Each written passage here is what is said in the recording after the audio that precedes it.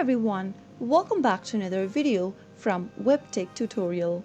In today's episode, I'm going to be showing you how to log into your Etoro account. So without further ado, let's get straight into the video. First of all, open a web browser. In the search box, type in etoro.com and press enter on a keyboard. From the official website of Etoro, go to the login page and then you can go ahead and choose the sign in option from this page. You can easily log in using your username or email option followed by a password, or if you have an Apple ID, Facebook account or Google account, you can select any one of these at the bottom and follow through the prompts in order to sign in to your existing account. To sign in with your email, go ahead and enter your username or your email address associated with Etoro in the first text box. On the next field, enter a correct password for your account. After filling in both of the correct credentials, you can choose whether you'd like to stay signed in for 30 days with this service, or if you don't want to do that, leave the box unchecked and click sign in. Soon after you do that,